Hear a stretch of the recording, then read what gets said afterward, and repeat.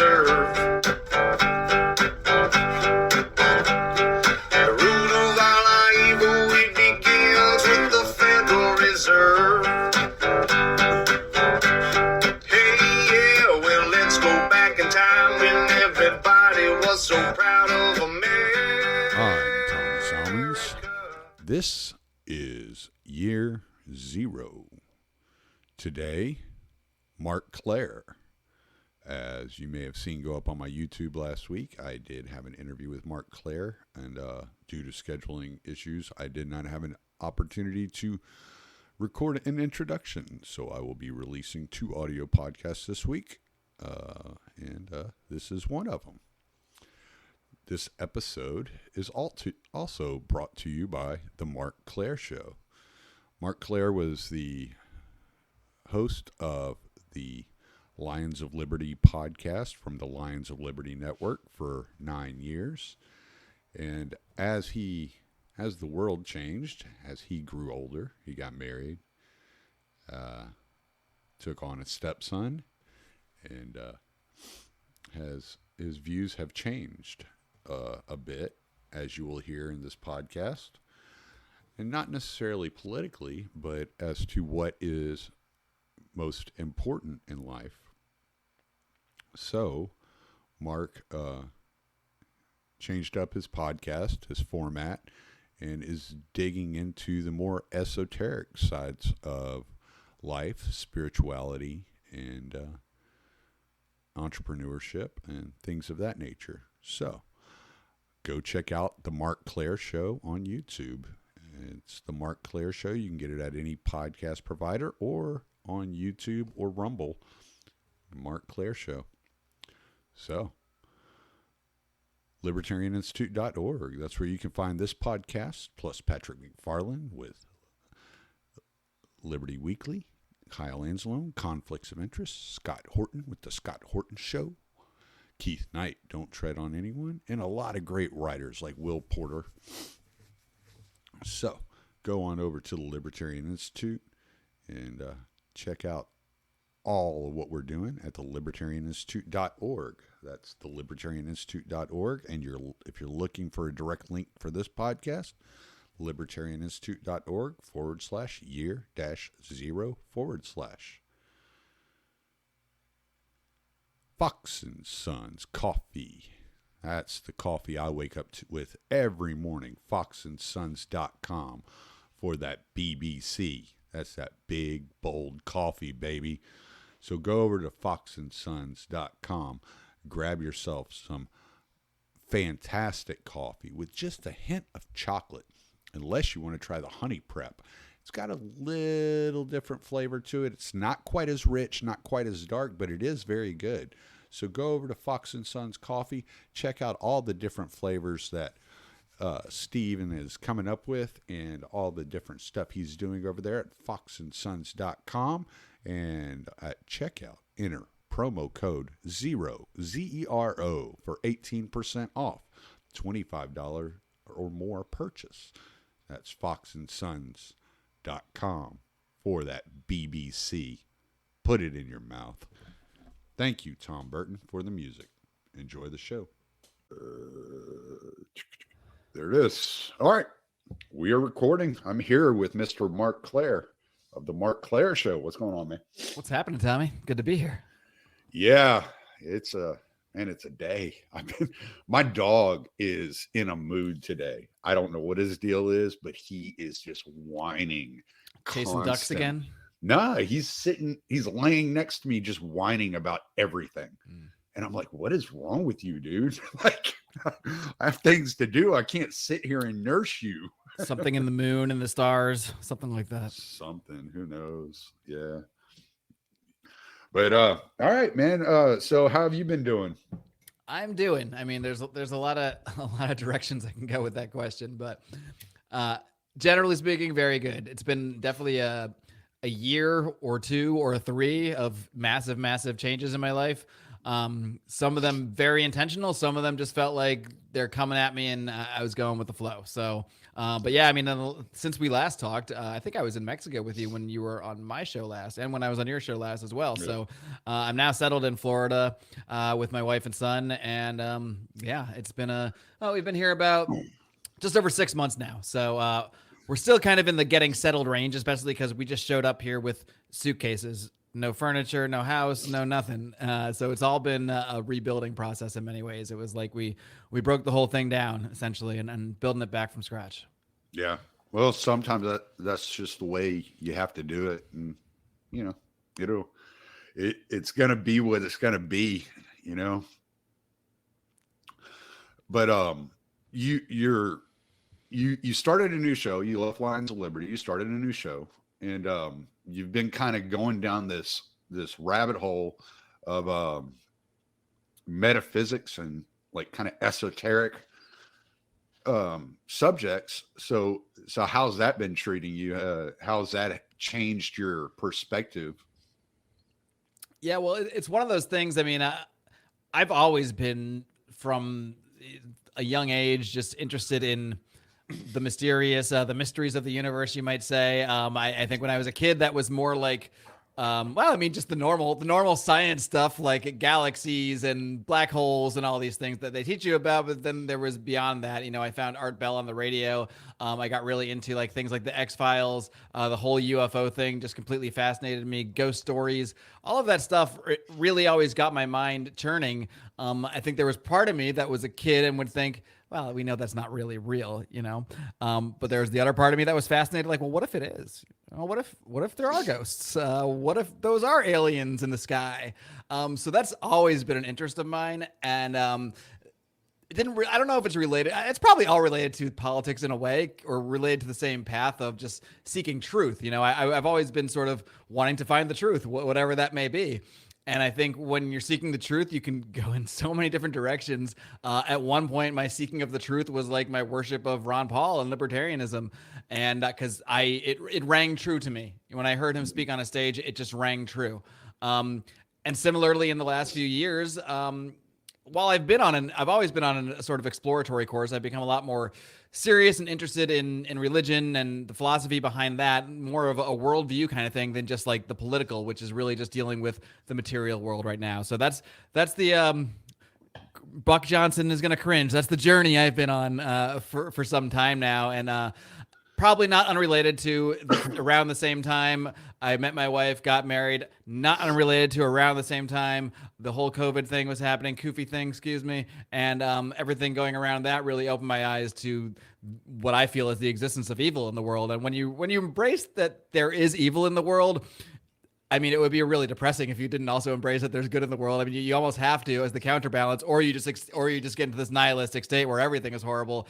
Which I've been in places like that before, and that doesn't sound like the fun path for me. So, what I've been trying to find is sort of I'm kind of on a similar path as to when I was first investigating libertarianism and trying to get to the roots of it, reading the old text, if you will, the libertarian scripture, talking to all the experts, and I'm kind of doing that with religion now. In some ways, it's been, I say religion, but like I think 75% of my guests have been Orthodox Christian. And that sounds like it's not an accident, but it kind of is, oddly enough. I've just reached out to people that were talking about things that were of interest to me. And I think part of that too is that I kind of blew off Christianity early on in life because I blew off Judaism, which I had grown up with. And to me, it was just like, oh yeah, same basic thing. They got the same book. And then the Jesus guy came.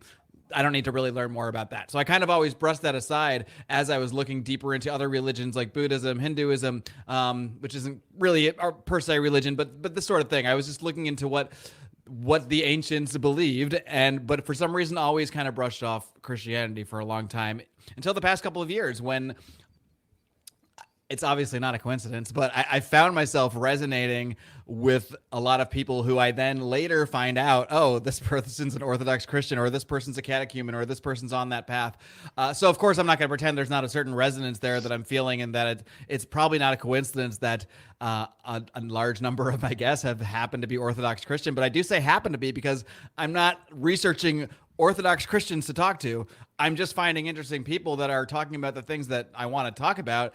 And then, oh, turns out this person's Orthodox too. So that's kind of where that's been going. It might disappoint my Ortho Bro fans, because I have a good number of them, to say that I'm not intentionally doing an Orthodox Christian podcast, but that's kind of the direction things have gone in lately. I plan to go in other directions as well as continue with that direction, but it has interestingly become like a large part of the podcast in its early. It's been about 4 months now. Yeah, it's a long answer to how I'm doing. No, that's fine. It reminds me of something I was saying to one of my listeners the other day, that I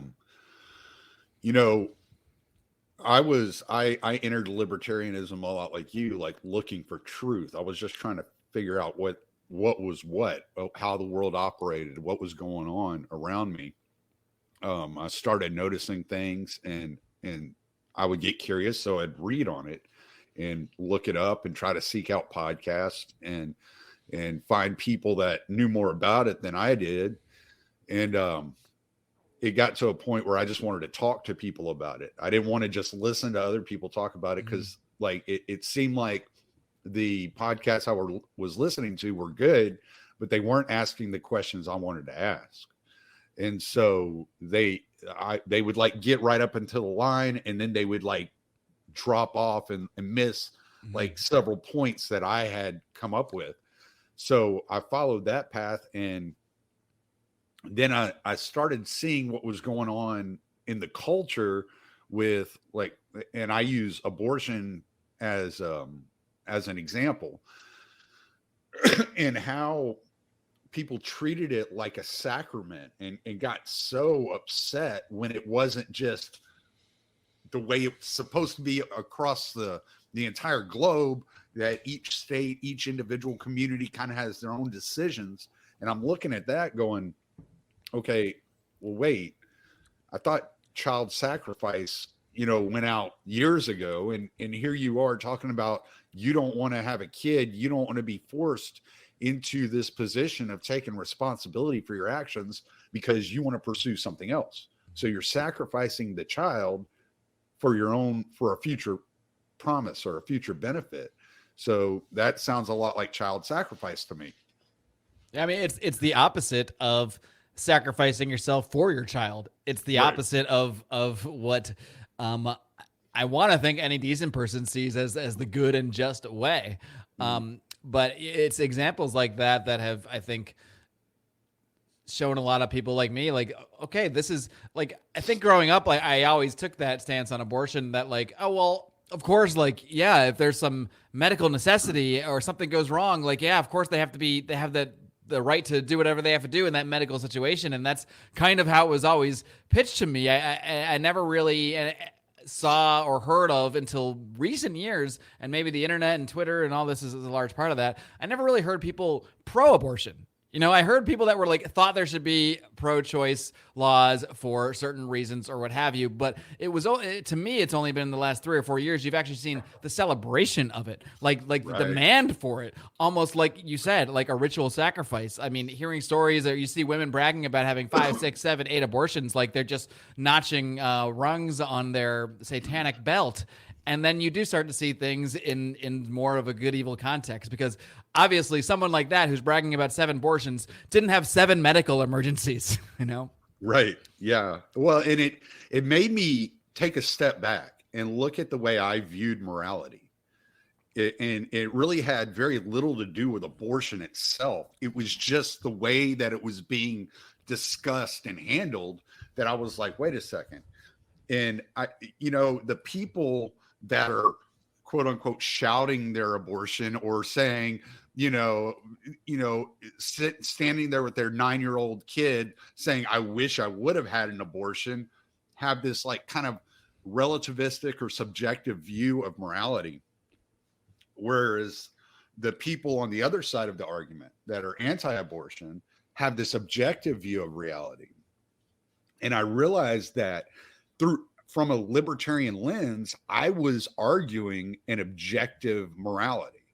And then I started seeing the dividing lines within the libertarian world, where you had the subjectivists and you had the objectivists. And I was looking at that, and so it got me interested in where morality comes from, and I identified more with those of the objective side of morality who happen to all be Christian. And then I started examining the Christian doctrine, because I was raised Southern Baptist, and I don't identify with those people anymore. There was a lot that went on that in the churches that I saw, and I was like, I'm uncomfortable with that. But I saw the Orthodox, and I realized that I had a lot in common with them.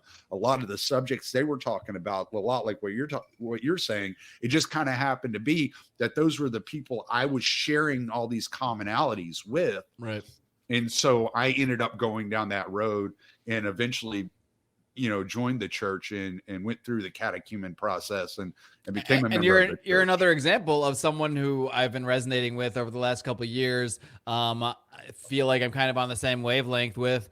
I had no idea until like 2 weeks ago or 3 weeks ago or something, because you haven't really been talking about it too much publicly. So it's just another example of like, yeah, we're resonating, but it's not because you're maybe it is because of it, but it's not on the surface because of it. It's not like I said, oh, Orthodox Christian, let's talk to this Tommy guy. It's been the exact opposite. Right. Exactly. Yeah. And I didn't talk about it a lot because I talked to some people because I was going through a lot of things. I talked to Buck about it a lot. Yeah.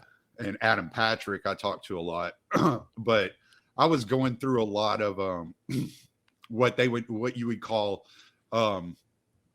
spiritual battle with the entire thing. And I'm reading a book right now about Saint Silouan and his biography, and I'm seeing a lot of the parallels that I was dealing with with what he dealt with whenever he went to Mount Athos. So that helps out, like being able to read on successful Christians that have become saints, and recognizing that the struggle that you're going through isn't necessarily some unique thing to you. And this comes back around to the abortion issue and the child sacrifice. I began to understand and witness, and that all of these things that we were seeing in the modern world, whether it be drag queen story hour, the abuse of children, the rise and the popularity of pedophilia, and changing their name to MAPS instead of pedophiles, it's all just a recycling of old ancient sins that had dominated like Romans and Greeks of old prior to Christianity. And it's like, well, it reminds, there's nothing new under the sun kind of deal. And it's like, why is this like polyamory? Why is this being recycled? What is it about this that is so ritualistic that it becomes like, it just like puts itself in the frame of the Overton window, it just becomes like what there is that we're talking about. And I've noticed that a lot of what you're dealing with on your show are those types of subjects. Yeah, I think especially when you start to realize that this is ancient and these are old rituals coming back, it's kind of out with the old and with the old. It's I think I just made that phrase up. I don't know if I've ever heard that before. But it's always been there, and maybe it's more pronounced right now to a lot of us, but it's never went away. Maybe it's more transparent now. But when you realize it's ancient and when you realize it's old, you also realize that people were dealing with this thousands of years ago, and they did come up with answers, and they did come up with explanations. And that's one thing that I found sort of reading biblical texts and sort of trying to understand that stuff more, is that they had answers, they had explanations for what I see in the world today, which can't be explained by anything else that I've been able to find. So when I'm looking for answers and I see that people a couple thousand years ago actually had answers, now maybe it turns out those answers are bullshit. I don't know, but they have answers, and they have very clear answers, and ones that I don't find anywhere else. Even just my recent interview with Posh Redneck, his whole we went all through the concept of demons, how they influence us. To me, like that concept, it answers so many questions to me that I couldn't explain otherwise throughout my life and throughout what I see in other people. Now maybe others might say, well, yeah, that's a mythical superstition that people came up with to explain what we now know is just like, I don't know, chemical interactions in our brain or you going crazy or whatever it may be. But to me, especially after a couple of years of seeing what science tells us, I'm more inclined to believe the guys that have been talking about this for a couple of years from a spiritual point of view, more so than I am, Anthony Fauci or a modern equivalent. Or he is a modern equivalent. You know what I mean? Yeah, no, I know what you're saying. There's a book I have. I don't know where it's at, but I think it's by Donald Hoffman. He's a scientist, and it's basically like the whole idea behind the book is like we've evolved in order to see the world as we see it today, not because that's the reality of the world, but that's because what we need to see to survive. And it's like, like it's almost like science is discovering religion. You know what I'm saying? Right. Yeah, I mean, and that's the other thing too. As I studied religion more and also learned more about what science doesn't actually know and doesn't actually understand and can't actually prove, you realize how much of science really is, you might say educated theory, but it's theory. It really is theory, unprovable theory. And there's a lot of explanations for things. You see this all the time. Well, here's exactly what this creature looked like 7 billion years ago. That was the ancestor of dogs and bears, and we know this because. And then you look to find out why. There's no because. It's because they made it up. they spent a day doodling in a room and guessing what animals would have had to evolve from, and then they present it as evidence of evolution or evidence that goes against what what scripture might say or what have you. It's not, at best, it's just another story we're being told. And you could choose to believe that story just like someone could choose to believe an older story. But it's all a story, and it all requires an act of faith, no matter how you look at it. I don't care if you believe in the Big Bang, that requires an act of faith too. What caused the Big Bang? There's always going to be a what caused this behind it. Even if it's true that something caused a Big Bang and that led to us talking on this podcast ultimately right now, I still need to know what caused that. What created the conditions for that explosion of matter to turn into our brains and our consciousness communicating with each other. And to me, science has not provided any explanation for that. I remember reading an article a couple of years ago, and it was discussing how if you look into space through like the most powerful telescope they have, that you can see back in history to the remnants of the Big Bang. Mm-hmm. And I was thinking about that, and I was thinking about the creation myth, and I'm like, what if the bang was the voice of God? Mm-hmm. What if that explosion was the voice of God? Sure. And I'm like, And so that got me, it sent me down a rabbit hole of like, wait a minute. Like, you can't, even if the Big Bang happened, it doesn't disprove anything. No, not at all. I mean, yeah, that's why I say, it could have entirely happened, and that can line exactly up with what people might believe in a religious sense. Even if we're talking 7 days creation, 7 billion years, whatever it might be, our human material concepts of time don't necessarily apply. And I'm not even saying the Bible shouldn't be taken literally in that way. I think possibly it should. I don't know. I'm not really the expert on that, but I think it could be taken literally, and it could also be taken completely in line with something like a Big Bang. Why couldn't the Word of God be the Big Bang that creates all the matter, creates all the systems, creates everything, and then he goes, all right, I'm going to put all the life on this little thing on Earth. That there's no reason that's inconsistent for me. Right. One of the things I always say is, if there is a being that can speak existence into reality, what makes us think that we can rationalize anything about that being? Right. Of course. It's like, it's like an ant living in like an ant farm in like my house or something. And not that I have an ant farm, but you could, even if the ant could get to a point where it could comprehend that I am a being that keeps it in this little house and that created its current environment. Even if an ant could think in that way, which it can't probably, but even if it could, it still couldn't understand anything about me. It still couldn't even figure out what the hell I am, how my consciousness, because I can't even figure that out. So it certainly couldn't figure that out. Now, I assume God would know how he works, but it's so far beyond our potential comprehension. And in some ways, this is something that I think about too. It's almost like, so should I not bother?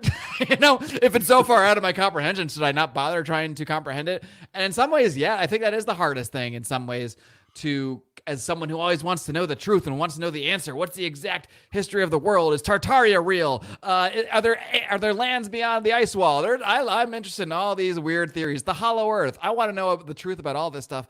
The hardest thing to accept as a self-styled truth seeker back in the day is that there's a lot of things I'm just never going to be able to comprehend, and I'm just never going to know. And I can have fun theorizing about them, and I do, and I will, but I'm not really going to know the nature of everything, probably because that's just beyond my capacity as a human being who has limited capacity to comprehend space, matter, and time. I can really just comprehend what's around me and what others tell me, a lot of which is hard for anyone person to verify. So at the end of the day, we're all going on faith from something. Maybe we're going on more of an ancient faith that's been passed down. Maybe we're going on the faith of what our teachers and the scientists and our government officials tell us. It's all faith in the end. So I don't know.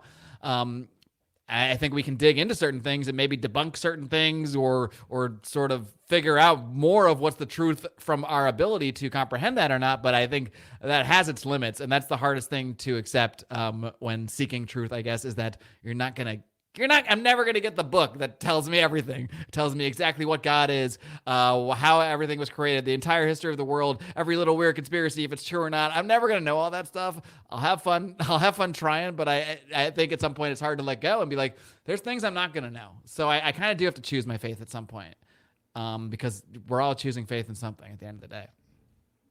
Well, and that leads me, because I asked you a question a while back in your chat, and so I figured let's flesh this question out here if we can. Faith, whatever faith that you pursue, that you shine forward, that you live out in your life, is based upon your presuppositions. So since you've started this journey, you've gotten married, you're raising a child now, which is just awesome. I mean, I've seen you grow so much just in the last year. Like, it's just, sometimes I don't even feel like I'm talking to the same person anymore. I feel like I was a child like 3 years ago. So I understand. Sometimes I still feel like one. Yeah. As you've, like, over the last few months, you've interviewed some really interesting people and you've had some really interesting conversations. Which one of these guests so far has kind of blown your mind the most and shattered some of your presuppositions of the past and made you really question your reality? Who's the most impactful guest you've had so far? That's a tough one, because pretty much all of them have done that in some way, shape, or form. But since you're putting me to the fire here, I'm gonna make a decision.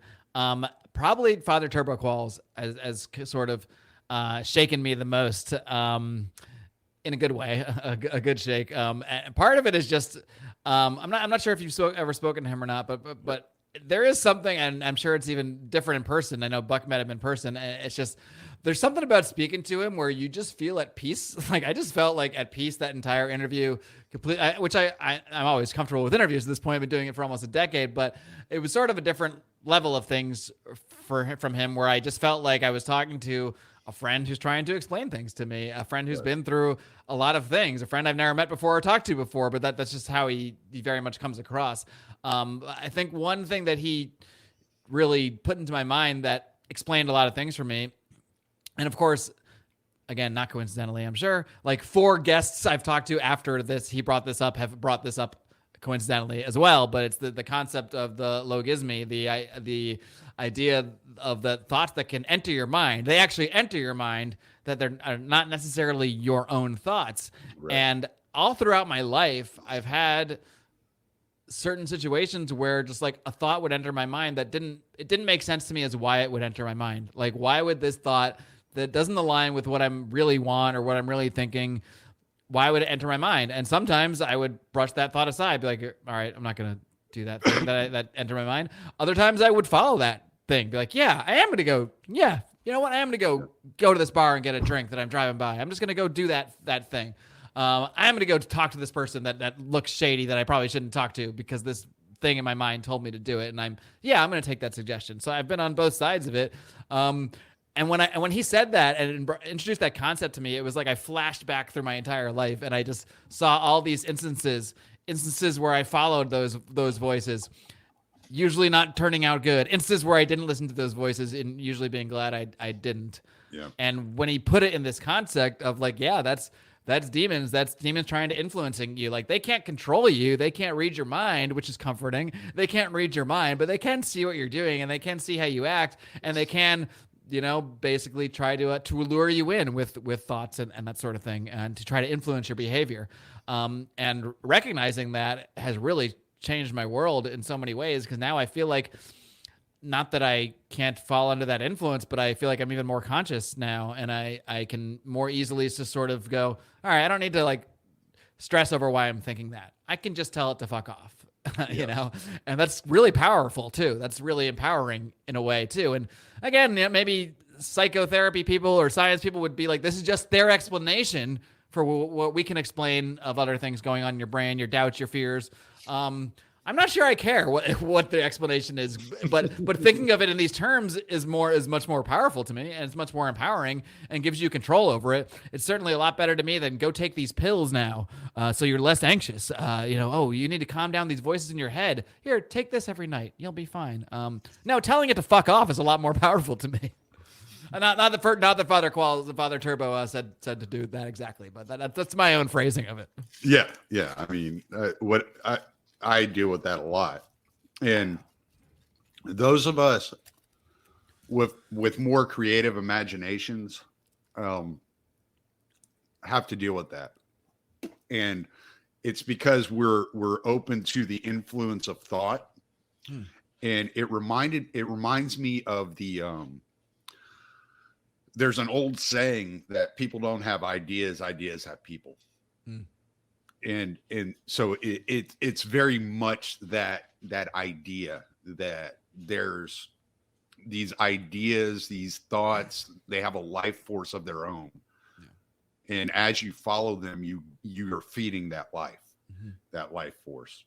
And I don't know if this is it all needs to be negative either. I mean, I feel like some things I have done have also been somewhat divinely inspired in a way. Like this whole show that came together, it almost feels like it just happened to me. Like it was just sort of suggested to me that why don't I just do my own show? And then as soon as I heard that suggestion, this is by an actual human, not by his spirit necessarily, but maybe that's all the same thing in a way. And it was just like instantly like, oh yeah, that's what I have to do. Of course, that's what I have to do. And then as I started thinking about it, like things just kind of came to me, like the music, the graphics, the intro. Like I barely even did anything except allow the people to come to me to do those things for me and put it all together for me. And yeah, I guess I'm doing the work, so to speak. I'm sitting down and scheduling things and recording the conversations, but there's a lot of ways I just feel like I'm just like almost like you ever seen the movie Donnie Darko? Where he gets that beam of light and it just kind of guides him. He's not even really doing it. Sometimes that's how I feel. I feel like I'm just following the beam, and I'm just doing what I'm supposed to do. Obviously, I realize I'm a much more active participant in it, and I could reject that stuff. I could reject the signs showing me to do this and that. And but I think discernment is a big one, trying to discern like what are the healthy thoughts in your mind? What's the inspiration? What are the inspiring thoughts that maybe you might call divinely inspired or whatever it may be? And what are the negative thoughts that are trying to tear you down? That following is going to put you off the path. That following is going to make you miss the mark. And I mean, I think when you look at it in this context, it's actually not that hard to just take a second and be like, all right, I know what's really the wrong path. Like, I know what's really bad for me. And when you trust yourself a little bit, you can have that discernment better. Not that I'm perfect. I'm sure I make wrong decisions all the time, but I think it is when you put that trust in yourself and you can decide you're going to discern between what's an whatever you want to call it, what's a demon influencing you or what's just a negative thought trying to influence you and what's not. Well, it makes you also, it also makes you more aware, at least with me, of what I'm putting in my mind. And, right. And therefore I'm not, I used to read a lot of horror novels. That was kind of my thing back in the day. And you can tell, like, if you read like my writing, like the fiction that I write and I've written over the years, you can read it and you can tell who I was reading, what kind of influence I was like putting in me. And what I've come to realize, what I've come to understand is that all those things that I'm putting into my mind, into my ears, they're becoming part of my life. I live them out on a day-to-day basis. And so I'm very much more aware of what I'm intaking and ingesting as far as that goes. Yeah, absolutely. Definitely being more aware of what you're putting into, because if everything is like an influence of some sort, even like a product of the media, a music video, a novel, pornography, certainly, these have influences that got them to be created. So there can be a lot of evil influences and negative influences that influence the creation of a thing. So maybe if it's not a direct influence on you, if it influenced this thing that's been created and then you're voluntarily consuming it, well, you're sort of inviting that in as well. Like I grew up reading Stephen King novels, and I think he's a fantastic writer, but there's a part of me now that I can't really look at them the same way, because it feels like he really understands evil, but maybe not in the good way. I don't know. Especially if you read his Twitter feed. Right. Well, yeah, I think that's part of it too. Now these past few years, so many of these people who were just sort of nameless, and I mean, I would have recognized Stephen King's face, but I never really knew anything about him other than his writing until the past couple of years, seeing on Twitter. Now I'm like, all right, well, this aligns with someone who's always thinking and conjuring up the demonic and whatever it may be. This totally lines up with the kind of person that he seems to be. I'm not trying to come down too hard on Stephen King here, because I do think he's very talented, obviously, but it makes you wonder where this stuff comes from. I think there is I don't know it offhand, so I'm not going to dive into it. I think there is I think Stephen King does have some interesting sort of occult backstory or something like that, but you can't quote me on that. Gotta get jaded. I've heard something of the sort, but I'm like you. I don't know the details. I don't think I was never a huge Stephen King fan. He had a couple of books that I really liked. And then there were some where I was just like, oh my gosh, why is he spending 5 pages describing a clock? Like, what is happening? Why am I reading this? I think that's the weird, twisted maybe thing about why I liked him. Like as a teenager, like he would get really gory and graphic and graphically describe like horrible scenes of like rape or murder or whatever it may be. And I thought that was really cool. Like just because it was so shocking. And just because it wasn't what I got in books that I read in school. So thinking that's cool because it's in a book, so it's not real, So I think I gave less credence to things that aren't real. And I'm not saying if you read Stephen King books, you're going to go on a rape spree or anything like that. But I have to call my dad if that happens. But I do think we need to be more cognizant of what we're putting into our minds, because it is having an effect. And this is true whether we want to look at it spiritually or not. What we consume informs like what our brain thinks, even if it's not conscious. At some point you just become desensitized to things. And I think consuming the style, and I love the horror genre. Like it is my genre. Horror and sci-fi is my wheelhouse. Oh, Clive Barker's amazing. He's just an incredible writer. Yeah. So I love all that stuff. So it is a bit of a conflict now too. It's actually even worse with sci-fi, because sci-fi, especially sci-fi movies, like I love sci-fi movies. 2001 Space Odyssey is my favorite movie of all time. I watch it like probably 3 or 4 times a year, and it never gets old to me. But even movies like that, I mean, all Stanley Kubrick movies in some way, shape, or form now, I can't quite look at exactly the same, because I see the messaging in there, and it's not all bad. I Stanley Kubrick is particularly fascinating to me because in some of his work he seems to be promoting sort of an esoteric sort of Gnostic worldview, like in 2001: Space Odyssey, and then in other of his films, it seems more like he's trying to expose sort of the elitism and pedophile cults, as in Eyes Wide Shut, The Shining. So you can really take him a couple of different ways, and he's probably a regular person, so he's probably a complicated person. So there are probably both elements of both of that. I'm sure, as someone who is deeply embedded within Hollywood for like 30 years, he's probably seen a lot of shit. So maybe he got into it because he shared a lot of common beliefs, but people change over time. And it does seem to me like towards the end of his career, he became a lot more on the producing works to expose things more so than sort of promote a certain worldview. But you could take the stuff either way because it's art, right? I remember listening to an episode that Father Turbo Qualls was doing, and they were talking about movies, and he was talking about the movie The Witch. Mm-hmm. And then he said, the most evil movie of all time is A Clockwork Orange. And I cringed because that's like my favorite movie ever. I was like, no, it can't be the most evil movie. I mean, it's hard to argue with the protagonist as a rapist. Yeah. But yeah, I always loved that movie. And I'm like you, I love Stanley Kubrick. He's done some really great things. I've come to view Stanley Kubrick almost like the Hollywood version of Aldous Huxley, right? So people read Brave New World and they're like, oh yeah, this is like a warning of what could happen. But if you go back, he wrote, like, I think it was like 25 years later, he wrote an essay called A Brave New World Revisited. And I can't find it in print, but you can find the PDF online. I have it downloaded on my phone. But I'd like to read that. Shoot that to me if you can. I'll send it over to you. Yeah. He basically goes through and he breaks down and says, I knew what the plan was because his brother Julian Huxley was the head of the UN. And so he's like, I knew what the plan was. I could have never envisioned that it happened so quickly. Right. And he compares A Brave New World to 1984. And it basically says, I like Orwell's 1984, but I think A Brave New World is more of a blueprint for what we have planned.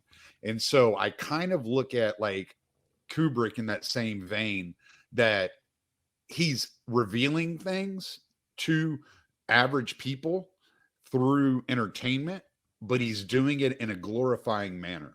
You think it's sort of a revelation of the method sort of thing with him then? Well, I think it's kind of like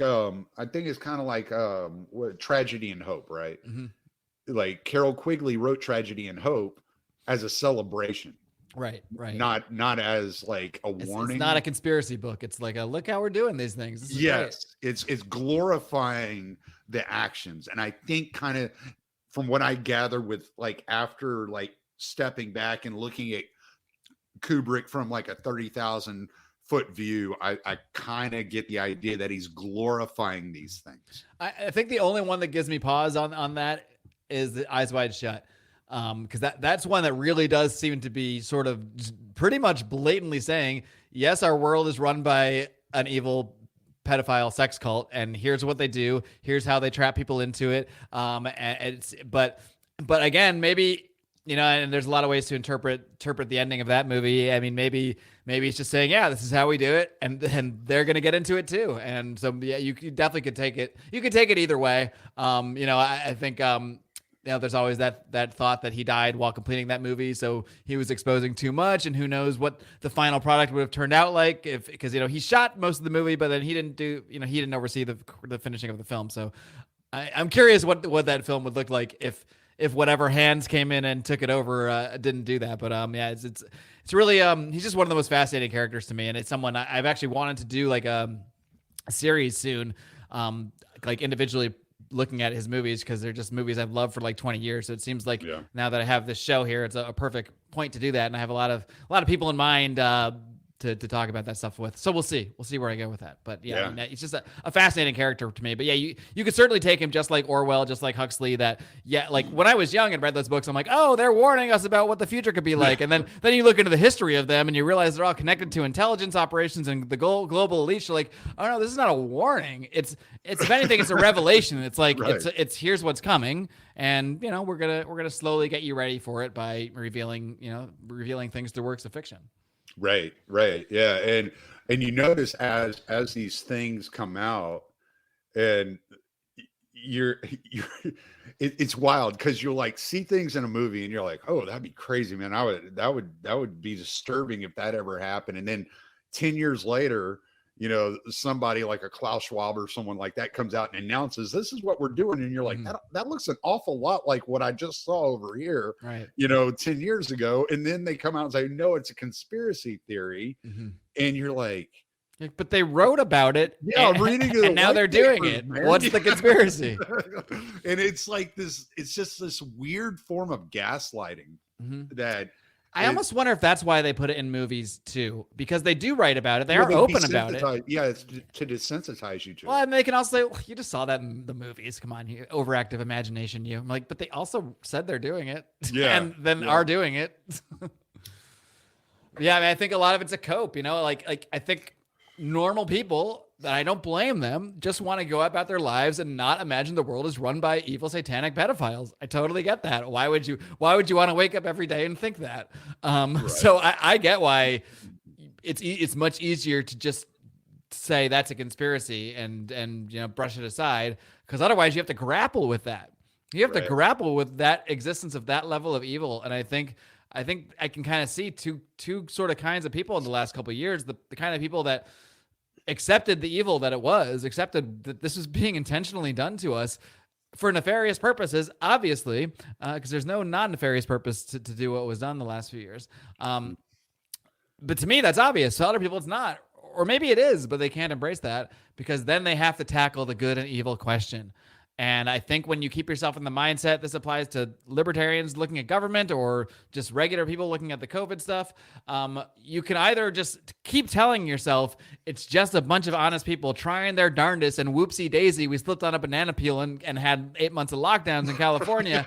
Like you can keep telling yourself that all day long, or you can start to grapple with the fact that there is good and evil. Or start with evil, because once you accept evil, to me, it's like you have to accept good, and that's kind of like what's pushed me further and further down the path of like, if there's definitely evil, what is evil a counterbalance to? What is a counterbalance to that evil? It has to be good, and if there's good, then that's actually hopeful. In a weird way, it's like seeing the evil actually helps you see the light and helps you see the good and helps you seek the good too. Because you could definitely take this conspiracy world stuff, as I have had for a long time. You can find yourself in a rabbit hole. One night you wake up, it's 5 a.m, you just watch your 6/9/11 video, and like it feels like there's no hope in the world. Right.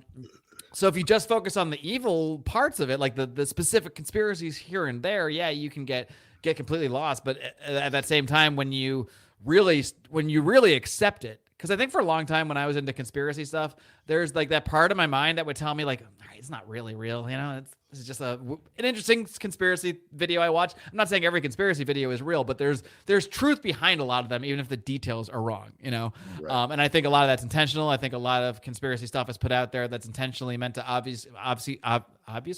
Obfuscate. That's the word, Tommy.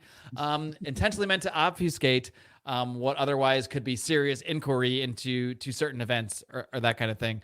I'm not sure where I was going with all that, but yeah, you can be the host and reel me back in. Yeah, no, you got my mind reeling about books now, and I'm thinking like it's weird how I went down this journey where I was reading about the CIA.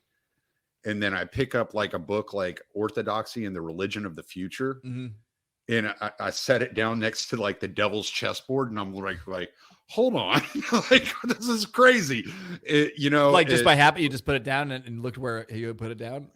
Well, no, it's like if I read, because like I've read like all kinds of stuff on the CIA and their operations. I've read Zbigniew Brzezinski, Between Two Ages, his book, The Grand Chessboard.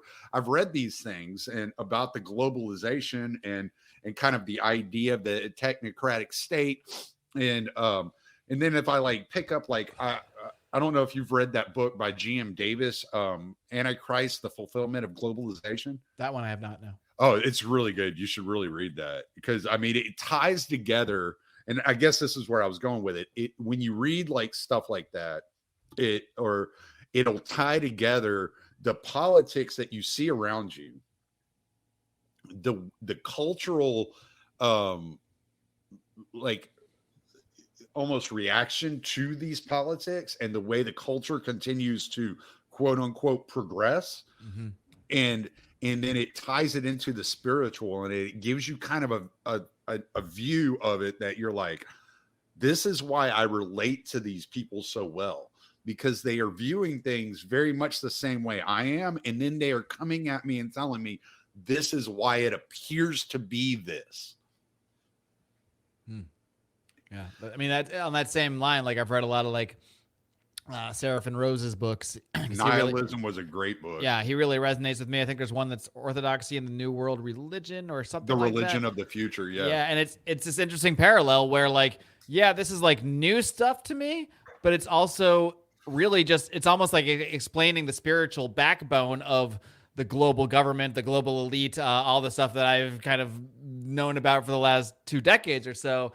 It sort of explains what's behind that and ties it all in together. So like, in many ways, this is just a natural progression of me looking into all this stuff. It's just going deeper into the spiritual aspect of it, because I don't really care what you believe in for yourself, or if you believe that what these other people believe in or the things that they look to are real, but they do. They don't waste their time.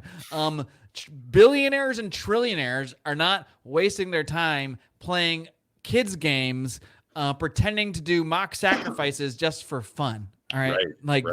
These are real things they do, and they believe they have power. So you need to grapple with that one way or the other. Yes. And I just got yesterday, I got this Father Spyridon Bailey's book, Yes. Orthodoxy and the Kingdom of Satan. Oh, I haven't read that one. I read his one about UFOs. Okay. I think it's called the UFO Deception. So I just opened it up like to the table of contents to see what all was in here, because I was like, well, it sounded like a good book, but what's all in it? And okay, so you got Chapter 1, War. Chapter 2, the United Nations. Chapter 3, Powerful Elites. Chapter 4, the European Union. Chapter 5, Freemasonry. Chapter 6, Ancient Cults. Chapter 7, Ecumenism. And it just goes through mind control, child abuse, the Council on Foreign Relations. And I'm like, okay, yeah, I'm glad I bought this book. You know, mm-hmm. the UFO book is it should be coming either today or Monday. Yeah, that one's really fascinating to me, especially because that's, in some ways, I feel like that was the beginning of my interest in all this stuff. I don't know what came first, like UFOs or Bigfoot, but that's kind of what started me down the path of exploring everything, because the idea. Triangle. Oh yeah, Bermuda Triangle was That's a big what one. it was for me. Yeah, Wait a minute. I definitely caught that on some Unsolved Mysteries. It was like, hold on, what? Yeah. I remember reading books on the Bermuda Triangle when I was like 12 years old, going, that's weird. And then I saw JFK by Oliver Stone, and I was like, oh, the whole world's a fucking nightmare. Yep. And then now I look back on that stuff, and I look at like, all right, well, like, where did I learn about UFOs? And I look at it, it's like, oh yeah, it's like a Time magazine special or something, or it's like the X-Files, and it's like, hold on, this is all the mainstream media that I am so skeptical of in every other way. Right. So maybe if they're pushing this stuff on me, there's a reason behind that too, and I shouldn't take all that at face value either. So like, yeah, I definitely my thoughts on what that actually is have definitely changed a lot over the years, but my fascination by it has not. Have you ever had like experiences with ghosts? Ghosts, no, not with ghosts. My wife certainly has some stories. UFOs, yes, I definitely have at least 2 experiences where I would say were weird, weird enough. I mean, one was in the United States, just outside San Diego. I think this one is probably if I wanted a non-spiritual explanation, probably some weird military experiments, because there are a bunch of military bases around there. But the one we saw was like, it was actually like 3 a.m, and we were sitting outside, and we were talking, and I looked up, and I was like, oh, there's some birds flying in formation, and then I was like, birds don't usually fly at 3 a.m. in formation. Right. And I looked up because it was like that triangle formation that like birds usually fly in. And I looked up and I looked back down and I looked up again. And then it's not like I saw them and didn't see them again. I saw them and then witnessed them flicker out of existence. Like it wasn't birds. It was these like weird triangles. And my wife, and we both looked at each other like, did you see that? So we both saw it, the thing. Yeah. And both thought it was very strange.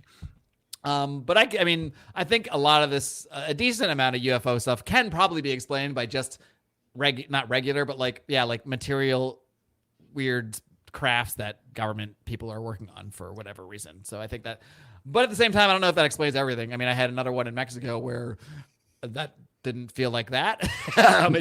It was the middle of the day, something in the sky that just, the way it was moving, it's not a plane. It's not, I mean, it just, it's what it is. It's a UFO. It's unidentified. So I don't know what that was, but it's in an area where there are a lot of UFO sightings in central Mexico. There are certain areas, particularly around volcanoes and that sort of thing, where there are just tons of UFO sightings.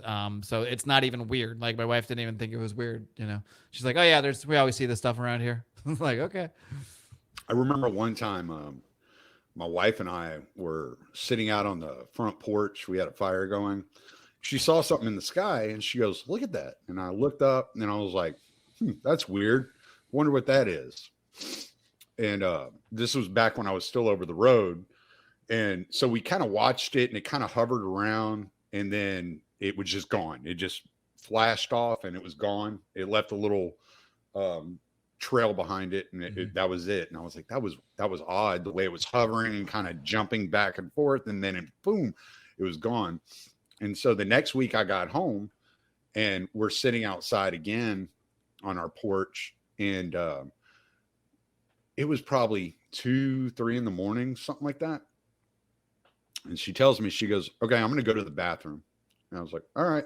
So I'm sitting out here, just kind of staring off. I live out in the country, you know, so it's nice out here at night. It's real peaceful. I know, that's why you got country internet.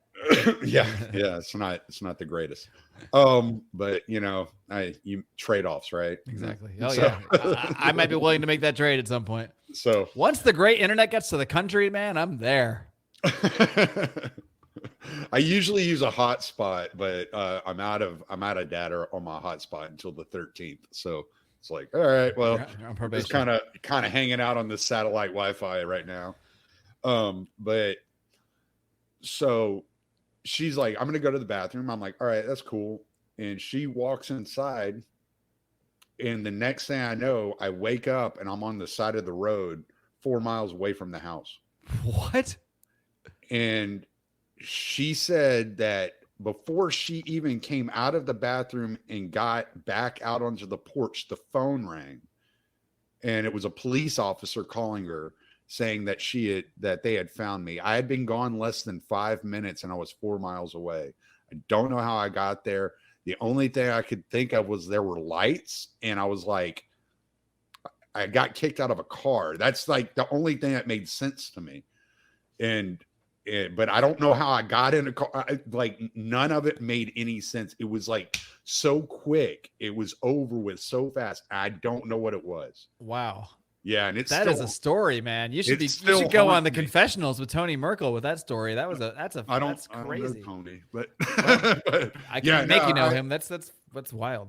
I've had a few, and the time doesn't add up either. Like it's not like you could have run 4 miles away in that amount of time. Yeah, exactly. I couldn't even gotten down my driveway. Was there a police officer that found you?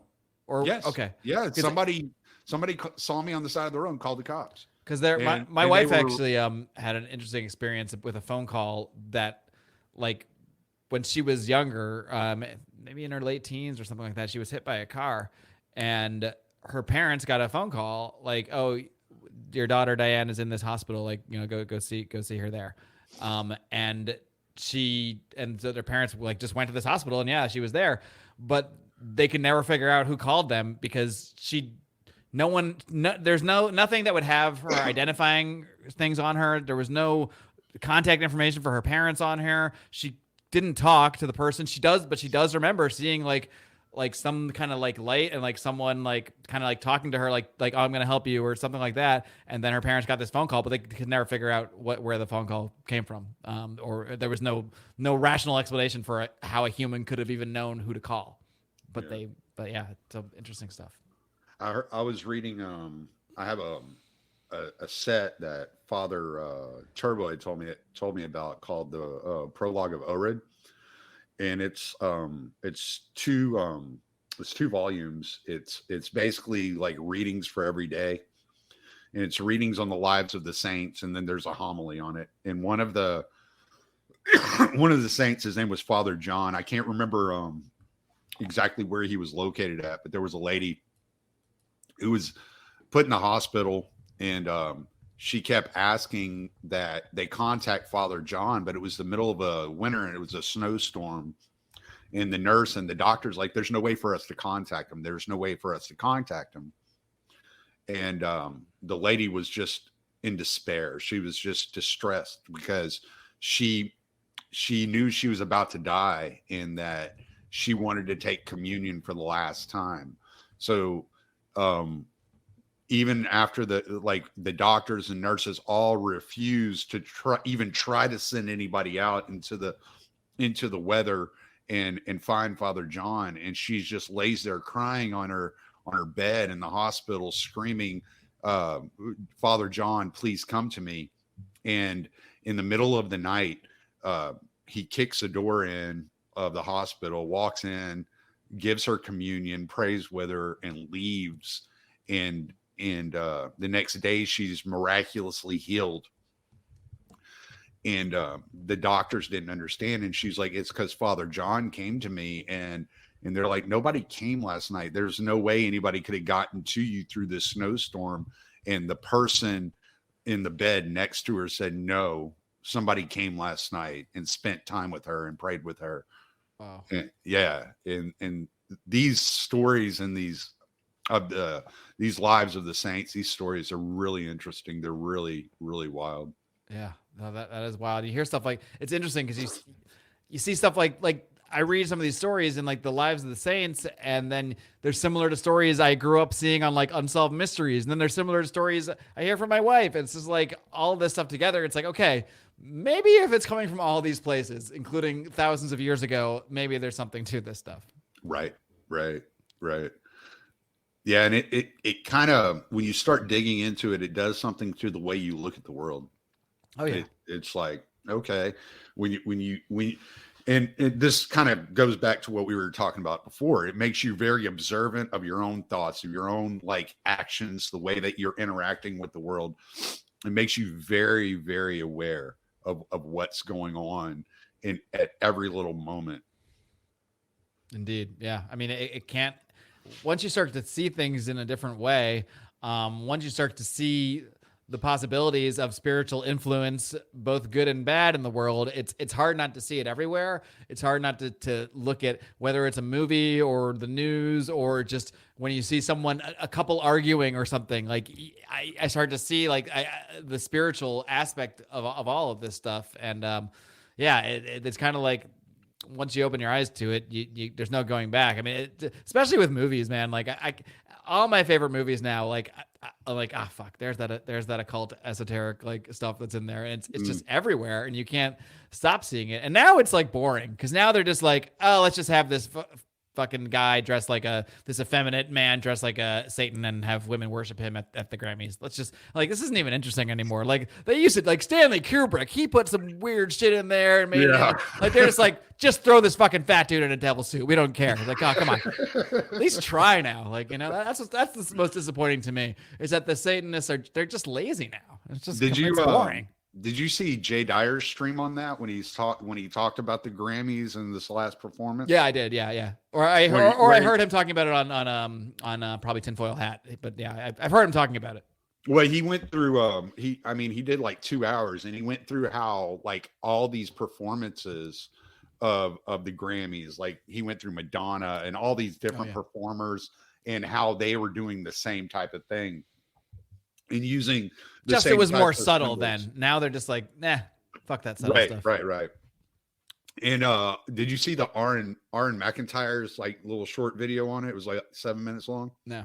He called it, it was hilarious. He called it cartoonish Satanism. He said, this is the most cowardly rebellion I've ever seen in my lives. All you're doing is going with the flow. It was really good. I was like, yeah. Cartoonish Satanism really stuck out in my head though. I was like, it was such a caricature. I mean, the funniest part of that is that right after his performance, then they fly the Pfizer, sponsored by Pfizer logo. It's like, while there's like the flames and the crowd applauding in the background, it's like, all right, we're not even bothering with subtlety now. Yes. Yeah. But it's almost, I don't know. It's in some ways it's kind of hopeful. It's like, all right, they're not even that motivated to be creative with this stuff anymore. So maybe they're just kind of like, fuck it. We're just going to put it out there. Here's the devil. Are you in or out? Like, yeah. Yeah. Yes, we're evil. We're Satanists. Pfizer is representative of this. We're going to put it right in front of you and see what you do. Do you believe us? But see, most people are just going to, well, it's just entertainment. They're just doing it for shock shock that is what value, they think. blah, blah, blah, blah, blah. And whereas like you and I are looking at it from such a different perspective anymore, that we're like, right. We see the attack of the churches. We see how Christianity specifically is always under attack. And then we see them openly come forward and do these things as if performing a ritual. And it makes us go, okay, I want to be on the opposite side of whatever they're doing. Right. Whatever they're doing, I don't want to be with that because none of it feels good. None of it feels right. Right. Yeah. I mean, just look at that guy when he's not dressed as Satan. None of it feels right. And there really does seem to be like, there's two kinds of Caleb. There's two kinds of reaction. Like there's hardly anybody that I haven't really seen. Now maybe it's just the circles I run in. I don't know anybody that's like, that was awesome. Like, no, I mean, the crowd was applauding, but that's the fucking Hollywood idiot. So I don't know anybody that's like, that was an amazing performance. I loved that. There's two kinds of people. They're like, yeah, they're just doing that for shock value, so the Christian right will get angry or whatever. Or there's the kind of people that are like, yeah, this is obviously like a representation spiritually of an actual ritual that they are performing, again, very lazily now. Yeah, spirit cooking is all for entertainment. Mm-hmm. Yeah, that's just boys being boys, Right. Well, it's been an hour, man. I want you to go ahead and plug whatever you got to plug, and I really appreciate you taking the time to come on here and just chat and dig into some of the ways that our minds are being changed and the world is being shaped around us. Absolutely. Well, I mean, the main thing I got to plug is the Marc Clair Show. It's pretty straightforward. You can find it pretty much everywhere you find shows, every podcast platform imaginable, most video platforms you can think of. You can find me on YouTube, BitChute, Odyssey, Rumble. That pretty much covers most of everything, but you can find every link also. You can get to my link tree just by going to marcclair.com. I also have a Substack. Also, recently relaunched my comic book podcast with my friend Renzo Martinez called Second Print Comics. We're having a blast doing that. And if you enjoy my takes on spiritual and political matters, you might enjoy my takes on that stuff, because actually, the further we go into this stuff, again, it's everywhere. So this all my commentary and all facets of life are starting to sort of merge in some ways. So I think it's interesting for anybody following along. All right. And I'm writing down Second Print Comics right now. Excellent. So I can get a secondprintcomics.com. Yeah. Yeah. I'll put a link in the show notes for all Excellent. That. Cool, man. Well, I'm going to end the recording here, bro. I know you got things to do. All right, brother. It's been real. Yeah.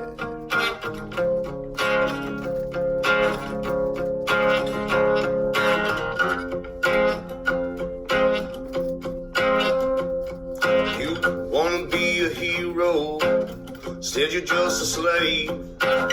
All your good intentions took you to your grave. Your pride is how they killed you. With the flag you wave just like a fool. They promised you a mountain, gifted you a stone. They demanded that you throw it into your neighbor's home, and then seize all that they worked for and give it to the throne just like a tool.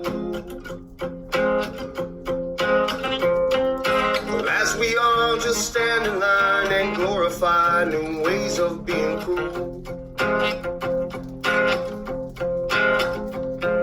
Seems to me humanity is not something that they're teaching us in school.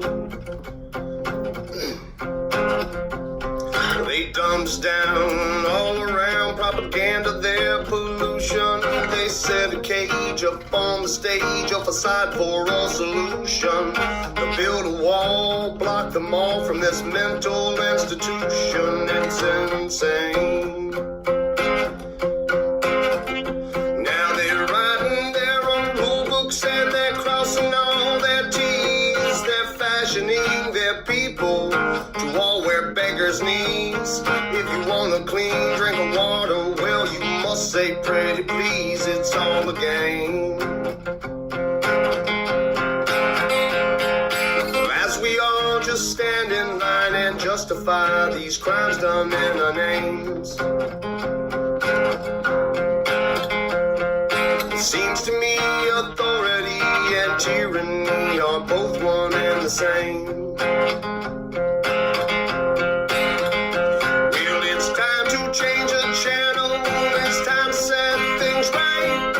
Make them all rot with fear in their beds at night. Devour all their worthless souls and sacrificial right, just like we should.